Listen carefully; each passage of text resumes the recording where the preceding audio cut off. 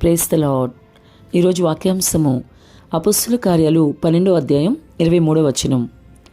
అతడు దేవుని మహిమ పరచనందున. ప్రభు ఈ వాక్య భాగం నుండి ఈరోజు మనతో ఏం మాట్లాడుతున్నారో చూద్దాం. ప్రతి ఒక్కరూ కూడా దేవుని మహిమపరచాలి అన్న విషయం ఈ వాక్య భాగం ద్వారా ఈరోజు ప్రభు మాట్లాడుతున్నారు. సహోదరి, వింటున్న సహోదరుడా, మరి నీ పరిస్థితి? నీవైతే ఎటువంటి వ్యక్తివి?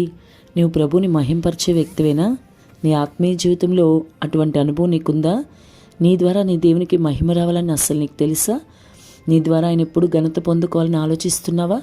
నీ దేవునికి నీ ద్వారా మహిమ రాకుంటే ఏం జరుగుతుందో కూడా నువ్వు ఈరోజు ఈ వాక్యం ద్వారా నేర్చుకోవాలి. దేవుడు హెచ్చరిస్తూ ఉన్నాడు. అలనాడు రాజు అయిన హేరోదు తనకి మహిమ తెచ్చుకునే విధంగా ఇంకా దేవునికి మహిమ రాకుండా ప్రవర్తించాడు గనుక అతడు పురుగులు పడి ప్రాణం పోగొట్టుకున్నట్టుగా వాక్యం చెప్తా ఉంది. ప్రభు దూత మొత్తెను గనుక అతడు మరణించాడు అని వాక్యం చెప్తోంది. అయితే హేరోదు తనని తాను హెచ్చించుకున్నాడు గనుక అతడు మరణాన్ని చూడవలసి వచ్చింది. ఈరోజు నీ పరిస్థితి ఏంటో ఆలోచించు.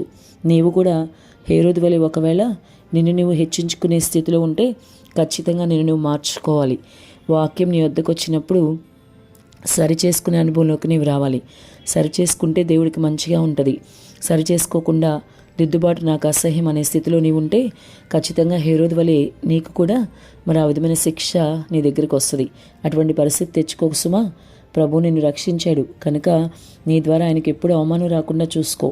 నీ ద్వారా ఆయన ఎప్పుడు మహింపరచబడాలి. నీ ద్వారా ఆయన గణపరచబడాలి. నీవు గొప్ప కాదు, నీ ప్రభువే గొప్ప. ఆ విషయం నువ్వు తెలుసుకోవాలి. ప్రతి విషయంలో కూడా ఆయన్ని బట్టి నీవు అతిశయపడ్డు నేర్చుకో. హేరోదు వలె నిన్ను నువ్వు గణపరుచుకుంటే తగిన శిక్ష నీవు అనుభవించాల్సి వస్తుంది. కాబట్టి ఇప్పటి వరకు నిన్ను నువ్వు హెచ్చించుకునే వ్యక్తి ఉంటే ఇప్పటి నుంచి మార్పు తెచ్చుకో. ప్రభు నీతో మాట్లాడుతున్న ఈ సమయంలోనే నిన్ను నువ్వు తగ్గించుకోవడం నేర్చుకో. ప్రభుని హెచ్చించడం నేర్చుకో. ప్రభు నీకు తప్పకుండా సహాయం చేస్తారు. ఆమెన్.